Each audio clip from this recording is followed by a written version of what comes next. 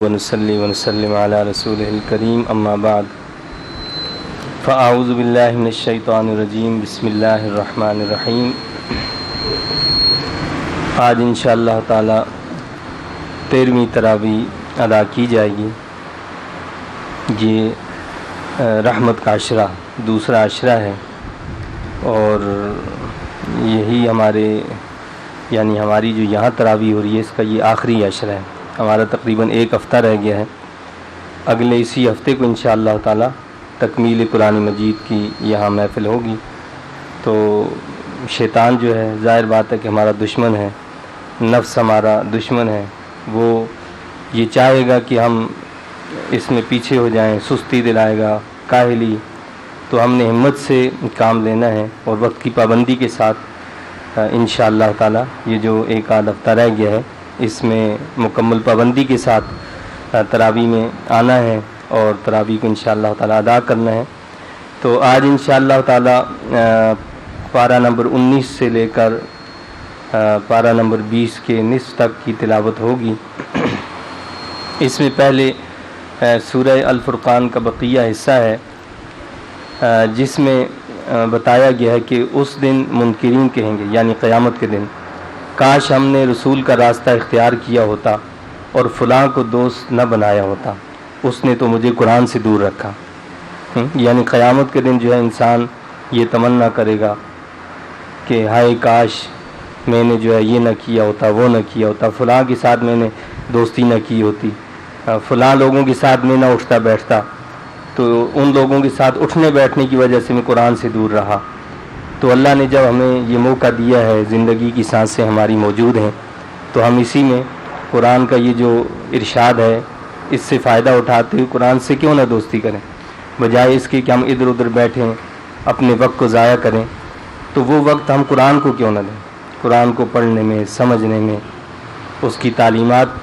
کو جو ہے پھیلانے میں اپنا وقت لگائیں۔ تو یہ ہماری آخرت کے لیے بھی اچھا ہوگا اور ہماری دنیا بھی انشاءاللہ اس سے حسین ہوگی۔ اگلی جو بات بتائی گئی ہے وہ بڑی جو ہے ہمارے لیے تنبیہ ہے کہ جب قیامت کا دن ہوگا تو اللہ کے رسول صلی اللہ علیہ وسلم اللہ کی بارگاہ میں عرض کریں گے، یا رب ان قوم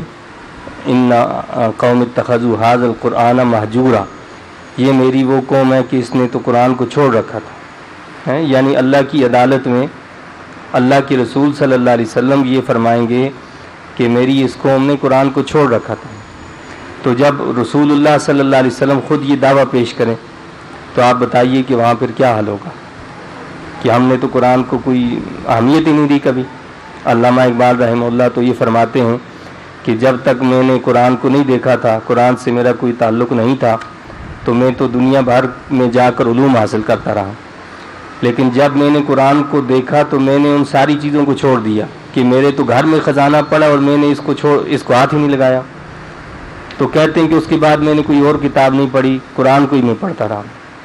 قرآن سے ہی میں رہنمائی لیتا رہا۔ اس سے پہلے یہ ساری چیزیں فلسفہ اور یہ ساری چیزیں جو ہے یہ پوری دنیا کے جو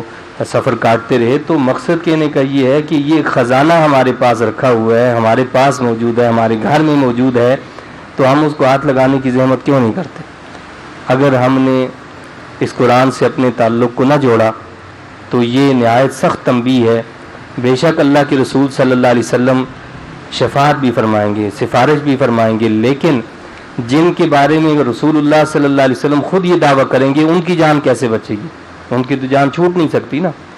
کہ جی انہوں نے قرآن کو چھوڑ رکھا تھا۔ تو آج ہم نے اس بات کا وعدہ کرنا ہے، اپنے آپ سے عہد کرنا ہے کہ انشاءاللہ تعالی یہ جو رمضان کا مہینہ قرآن کا مہینہ ہے، اسی سے اور آج کے دن سے ہی انشاءاللہ تعالی ہم قرآن سے اپنے تعلق کو جوڑیں گے، اگرچہ کہ دن میں ہم 3 آیتیں کیوں نہ پڑھیں، ان کو سمجھ کر پڑھیں گے اور زندگی بھر اپنا یہ معمول رکھیں گے کہ انشاءاللہ تعالی کم از کم 3 آیات کو ترجمہ کے ساتھ پڑھنے کا اہتمام کریں گے۔ اس کے بعد سیدنا موسیٰ علیہ الصلوۃ والسلام اور حضرت ہارون علیہ الصلوۃ والسلام کی قوم کے بارے میں، حضرت نوح علیہ السلام کی قوم، عاد و سمود اور کنویں والی قوموں پر عذاب کا تذکرہ کیا گیا ہے کہ کس طرح ان لوگوں نے اپنے نبیوں کی دعوت کو جھٹلایا اور آخر کار ہم نے ان کو ان کے انجام تک پہنچا دیا۔ پھر اللہ تعالیٰ نے اپنے بندوں کی نشانیاں بتائی ہیں، وعباد الرحمن الذین یمشون علی الارض ہونا، یعنی رحمان کے بندے کون سے ہیں؟ جو زمین پر چلتے ہیں تو آہستہ آہستہ چلتے ہیں، یعنی وہ زمین پر کوئی اکڑ کر نہیں چلتے،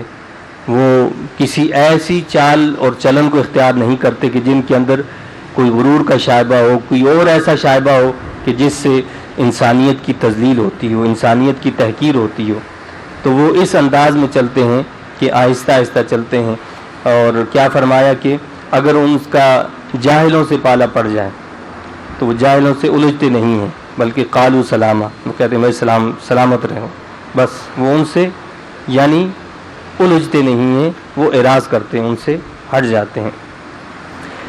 اور اسی طرح وہ راتوں کو قیام و سجود میں بسر کرتے ہیں، وعباد الرحمن الذین یمشون علی الارض ہونا وَإِذَا خَاطَبَهُمُ الْجَاهِلُونَ قَالُوا سَلَامًا وَالَّذِينَ يَبِيتُونَ لِرَبِّهِمْ سُجَّدًا وَقِيَامًا، جو راتوں کو اس حالت میں گزارتے ہیں کہ کبھی رکوع میں ہوتے ہیں، کبھی سجدے میں ہوتے ہیں، یعنی اپنے رب سے لو لگا کر رکھتے ہیں، دوزخ کے عذاب سے اللہ کی پناہ مانگتے ہیں، اپنے خرچ میں اعتدال کا رویہ اختیار کرتے ہیں، نہ وہ بخل کرتے ہیں نہ اسراف کرتے ہیں۔ مقصد یہ ہے کہ وہ زندگی کے معاملات میں میانہ روی سے چلتے ہیں اور صرف معبود حقیقی کو پکارتے ہیں، اسی کی عبادت کرتے ہیں، ناحق قتل نہیں کرتے، بدکاری سے بچتے ہیں،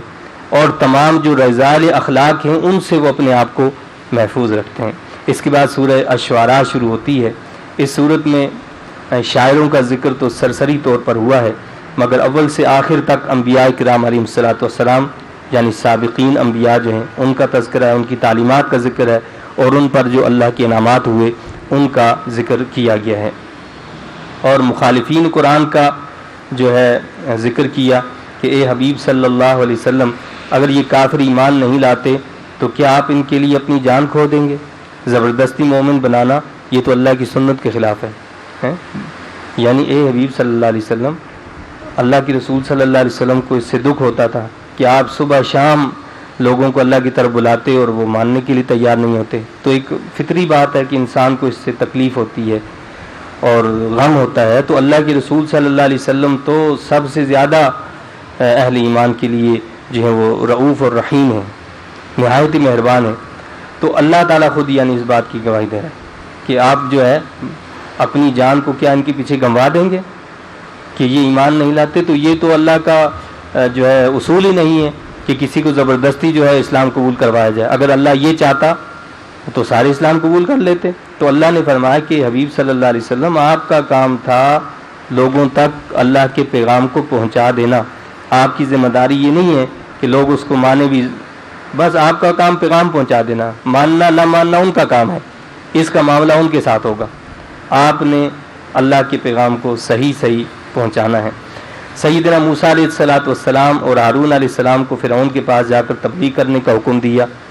سیدنا موسیٰ علیہ السلام نے فرعون کو 2 معجزے دکھائے، یعنی لاٹھی پھینکی تو وہ اژدہا بن گئی،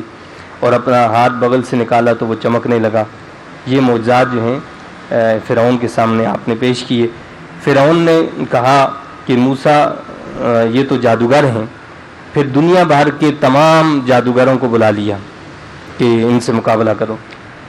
جب سارے جادوگر جو جمع ہو گئے اور ان سے عہد و پیمان بھی ہو گیا، انہوں نے کہا کہ بھائی ہم غالب آ گئے تو ہمیں جو ہے آپ کو کیا، اس نے کہا کہ آپ کو ہم اپنا مقرب بنائیں گے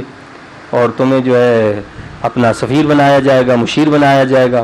تو بڑے عہدوں پر عزت اور احترام سے تمہیں رکھا جائے گا۔ تو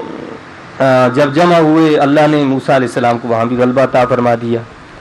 جادوگر ایمان لے آئے۔ فرعون نے انہیں ڈرایا دھمکایا مگر انہوں نے کوئی پرواہ نہیں کی، یعنی وہ جتنے بھی جادوگر آئے تھے، جادو کا زور تھا اس دور میں، ایک سے ایک جادوگر تھا، لیکن وہ سارے کے سارے جو ڈھیر ہو گئے وہاں، کیونکہ جادو کا ان کے پاس علم تھا اور وہ سمجھ گئے کہ موسیٰ علیہ السلام جو کر رہے ہیں وہ کچھ اور چیز ہے، کیونکہ جادو تو جو ہوتا ہے وہ تو ہمارے خیالات، ہمارے تصورات پر ایک جو ہے وہ قابو کر لیا جاتا ہے، اور چیز ہوتی کچھ ہے، نظر کچھ آتی ہے۔ رسیاں پھینکی تو وہ سانپ بن گئے، سانپ نظر آنے لگے، سانپ کی طرح دوڑنے لگے۔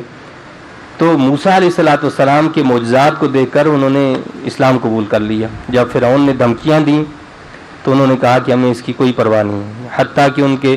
ہاتھ پاؤں کاٹے گئے، سولی پر لٹکا دیا گیا، لیکن انہوں نے ایمان کو نہیں چھوڑا۔ حالانکہ ان کے لیے تو یہ تھا کہ بھائی آپ کو مشیر بنایا جائے گا، آپ کو نوازا جائے گا، اکرامات انعامات دیے جائیں گے، لیکن جب ایمان دل کے اندر آ جائے